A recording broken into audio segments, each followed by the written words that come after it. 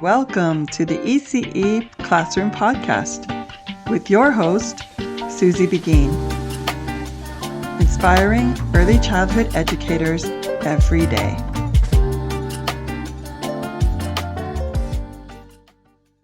Hello and welcome to the ECE Classroom Podcast. Today I have a special guest joining me, Amanda DaCosta. She is a supervisor at Alpha's Discovery Kids Preschool and Daycare, which is one of my daycares. Welcome to the show, Amanda. Thank you, Susie. It's so great to be here. I'm so excited to be part of this amazing podcast. I listen to every episode and I'm so excited for the next one. Yes, you're definitely one of my faithful listeners. So thank you for that. I'm so happy to have you on the podcast today on the other end to talk about parents.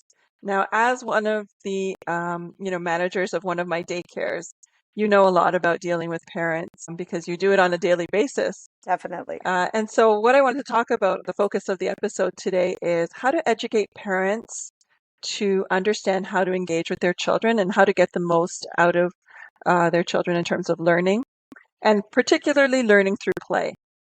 So educating parents about the values of play and the importance of play.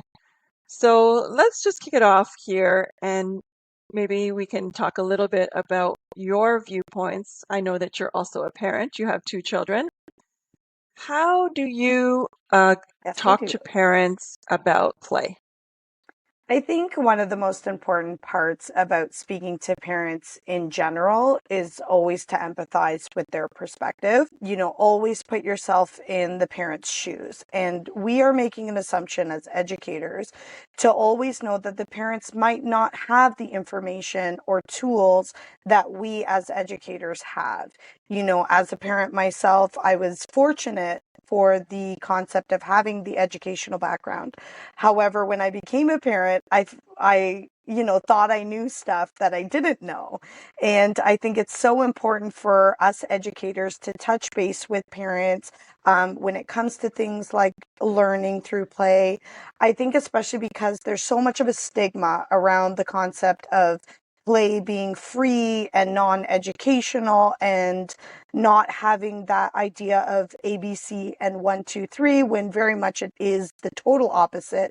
The best way to engage children in any academic through play.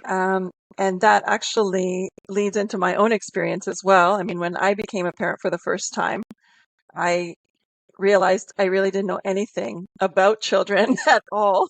And that was before my ECE years. So that's kind of what led me into the ECE field.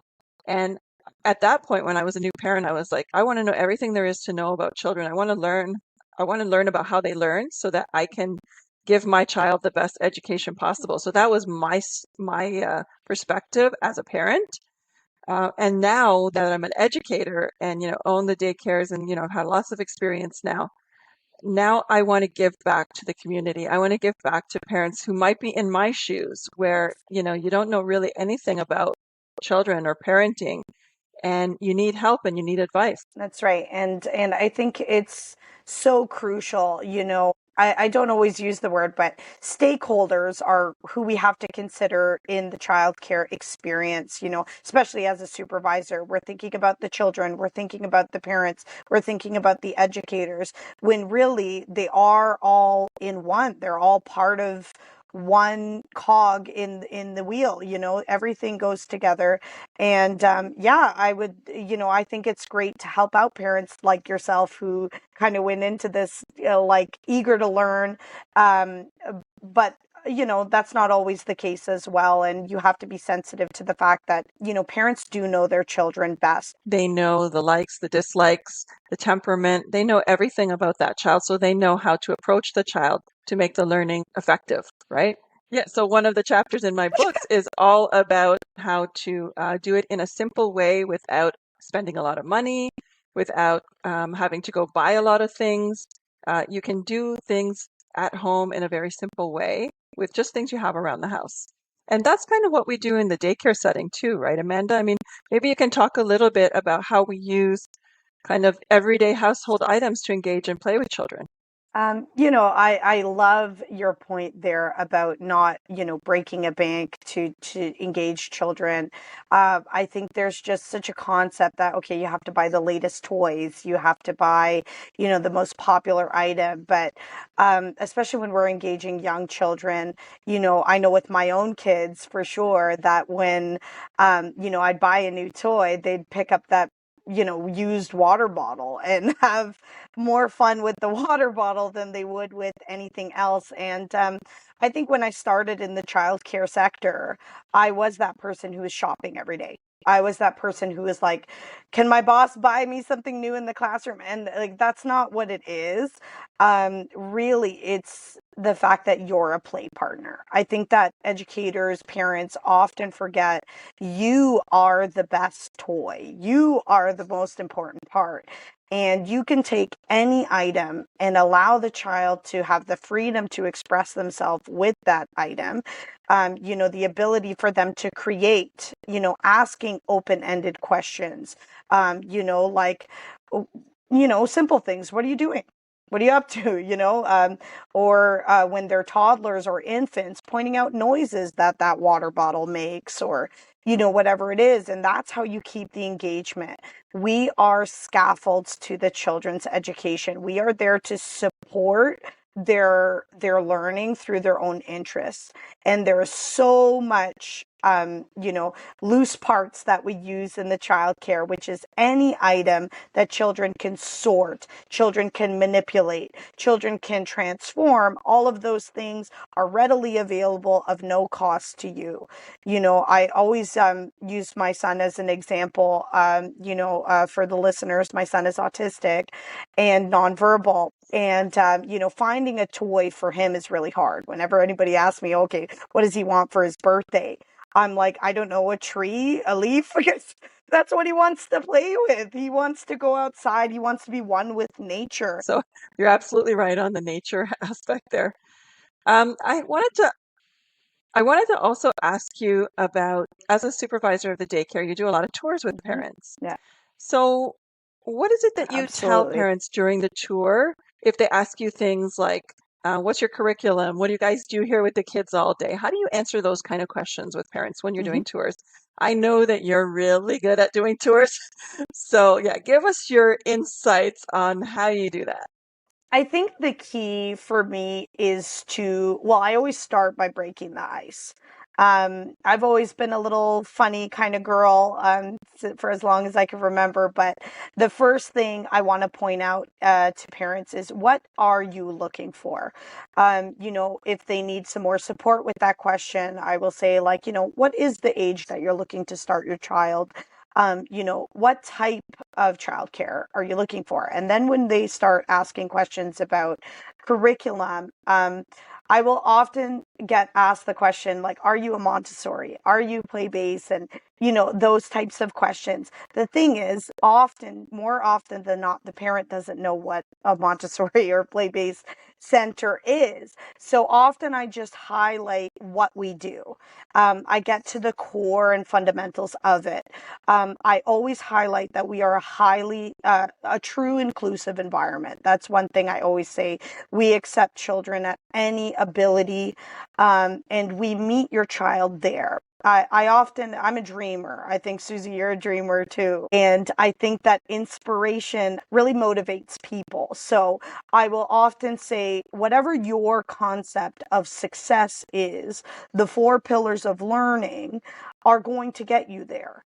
So if your goals of success is for your child to, walk, let's say something simple like that. Okay, we're going to put the physical aspect of the four pillars. If the goal is to engage in back and forth conversation because the child might be language delayed, we're going to highlight the language and literacy and how it can be incorporated in any area of the classroom, any, outdoor, indoor, engaging in conversation, talking about play being the core fundamental to everything. And really, I think I like to simplify it. I like to make it simple for parents and say, you know what? I use myself as an example. I'm a very smart person, but there's always been subjects that bore me. Always for my whole life. I'm not great at science, unfortunately, even though it looks really cool. But the only times I paid attention was when, it was Bill Nye the Science Guy, when we're talking about, those funny characters bringing in a difficult subject and making it easier for you. So just for our listeners, they might not be familiar with it. I'll just go through what those four pillars are. So the first pillar is language and literacy, which we consider to be communication skills, right? So whether it's nonverbal communication or verbal communication, written communication, you need to build those skills before you can do anything else. And then the second pillar is our STEAM learning. So STEAM stands for science, technology, engineering, art, and math. And that's where we build those new age skills, those skills that you're going to need for the jobs of today and tomorrow. And then the third pillars are physical activity and nutrition, which looks after the body, right? A healthy body will lead to a better ability to learn, right? Nobody can learn when they're hungry or thirsty or needing to move. It's you need to take care of physical first, and then the academics come later. And then the fourth pillar is what we call mindful awareness, which is all about how to build self-regulation skills in children. So those four pillars that Amanda was talking about is really to do with, the whole person in a holistic way, mind, body, spirit, and learning in all aspects. So I love that you brought that up and you made it in a very simple way when you're on a tour and talking to parents about how we incorporate all of those, complex concepts in a very simple way. And we start even with infants, right? Like we start with children who are 12 months old. They're doing science, they're doing mindful awareness, they're doing physical activity, and all of those things that are going to build their skills. Yeah, I mean, I would love to hear from your perspective as an author of this book, of your two amazing books. Maybe you just have a desire to learn. You want to know more about this wonderful new human being that's part of your life, right? And how to make the most for them. So I think that would be the reason to buy the book, is really to understand children, understand how they operate, how they will learn, so that you can supplement that learning. Because we said right at the beginning of this episode, parents are the first educator of their children. So if they don't know how to approach children, how to play with them in an effective way, then the learning can be diminished, right? So, I always say parents will have an effect on their children, whether it's positive or negative. They will always have an effect. So why not make it a positive experience? And that's what the book will help you do, is to understand a little bit more about child development, from a perspective, obviously, I don't go into theories and things like that, but just, a very basic understanding of how children develop, what they need to learn. Yeah, that's wonderful. I love how approachable it is for families, and how easy it is to just attain, one activity, and then it becomes habit because you're doing it 2 or 3 or 4 times. So, what is your favorite activity to do that you think parents can do, or what do you think educators can encourage parents to do at home with their kids? Something that's easy that you can say, okay, you know what? That's a great thing you can do with your child on the weekend. What would you say is like your favorite thing that you would recommend? I love this question. I think it's amazing. I am a bit of an ambitious educator sometimes when it comes to mess. But I was raised in a very sanitary household when I was growing up. And I find that, my European upbringings often come into this idea that, well, they can't play with a messy activity. They can't do that because it's so much work. But I think people underestimate how simple it is to, okay, like I love when my kids play with rice. Rice is probably one of my favorite things. I'll often, if it's rice that's not really good anymore or whatever, or I buy the big bags and I'll cook some, but I'll save a little on the side. I'll put some, easy spoons and measuring spoons and, different sized containers for them to fill and empty. But I don't want that mess all over my house. So a lot of the time I will just either find a safe space, and I put a blanket down. And then whatever the mess happens, it'll stay on the blanket because the kid will be so engaged with the material that it'll all make a mess on the blanket. And then you pick up the blanket from each corner and you reuse it or toss it depending on the condition of it. I also make my own moon sand, which is really easy as well. Just flour and baby oil, and you just mix it together, and kids are just so engaged. My go-to activity is Play-Doh because it's two activities in one. So one first activity is making the Play-Doh. So you can do it with your child. It's like a science experiment where you put together all the materials and then you have this substance of Play-Doh at the end. And then the second activity is you actually play with the Play-Doh. And what I love about Play-Doh, it's the simplest thing. And I think everybody should make homemade Play-Doh because I just feel like the texture, the smell, everything is just that much better with homemade. The second part of it is, it incorporates the whole STEAM spectrum. So there's science in there, like technology, if you want to play some music in the background, engineering, you can make things with your Play-Doh, math, you can measure all the ingredients, and art, obviously, because you're being Definitely. creative with the Play-Doh. And it also incorporates mindfulness, right? Because the act of, massaging the Play-Doh, rolling it out, it's very calming activity. So I just feel like that's like my go-to number one. If you don't do anything else, do that one. Yeah, it's great. Even well, Susie, I did want to ask you, a lot of the time educators will often talk to me as a supervisor and they will tell me that they're having trouble conveying with new parents especially, how we approach learning and how it's going to really allow their children to succeed. So I guess my question to you then is, how can an educator communicate with a parent or show that children are learning and that this is the best approach to learning? Yeah.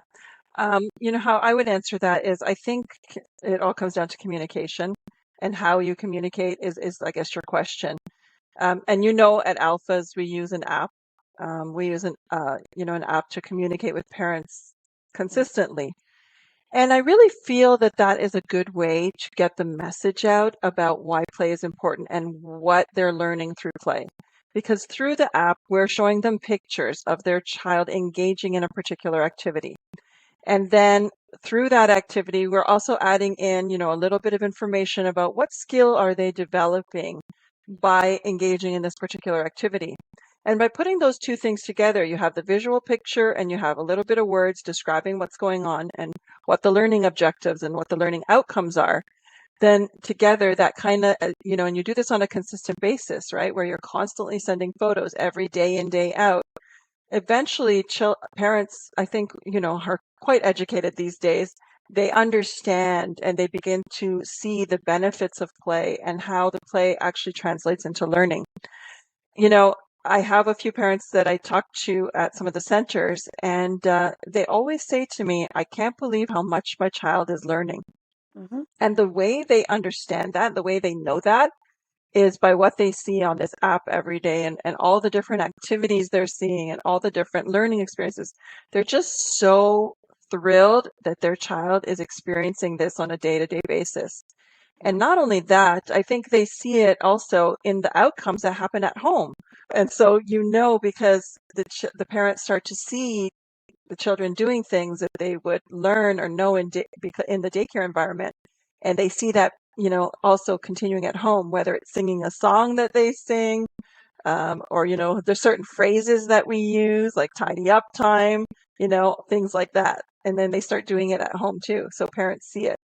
I think as an educator, in lieu of your part one podcast of why we do what we do, and what is our why and why do we keep going? I think after I've been working with children for almost 20 years, and in this time, I think that is the spark. I love to see a child learn something that I taught them or that they learned at the center. I love to see the connections that they make, the progress that they make. And I'm a really strong believer in small steps creating big results.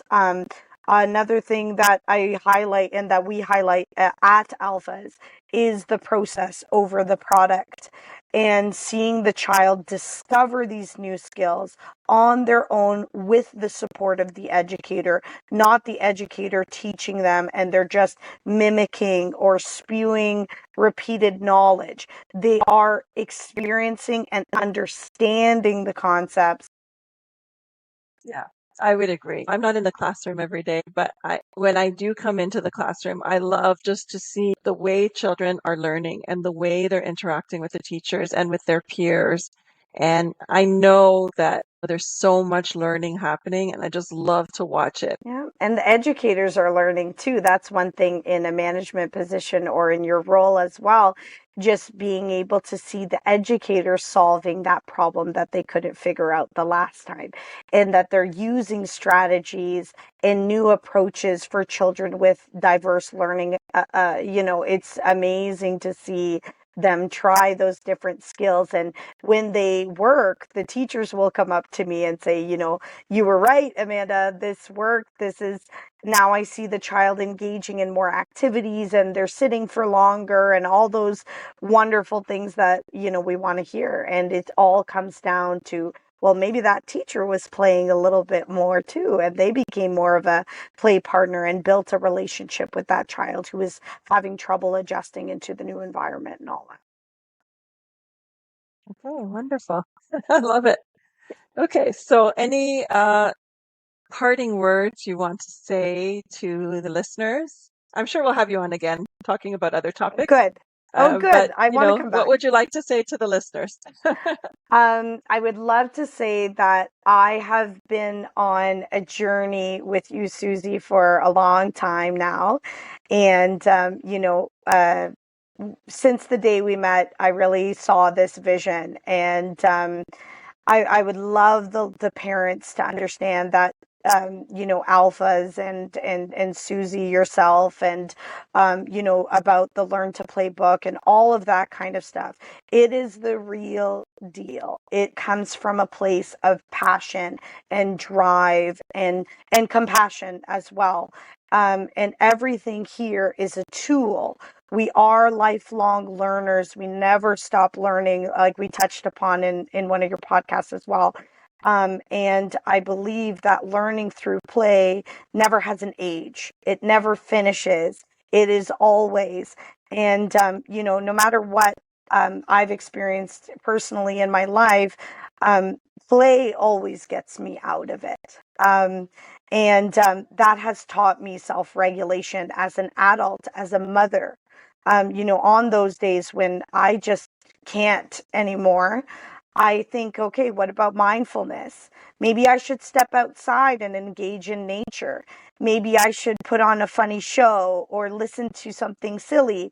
And I think that if we teach those fundamentals in the early years and they carry on to adulthood, we're going to have more self-regulated adults who are able to communicate appropriately with one another. The vision doesn't end at 6 years. The vision is lifelong. And those are my concluding notes, I guess, for this podcast. That's wonderful. I agree with everything that you said, and that's what we want. I mean, we're lifelong learners. Children are lifelong learners, and they're just beginning their journey. So Yeah. thank you so much for coming on the podcast today and sharing your insights as supervisor. Thank you so much for having me. It was a pleasure. I hope we can do this again. Yeah, you'll definitely be back again. Thank you.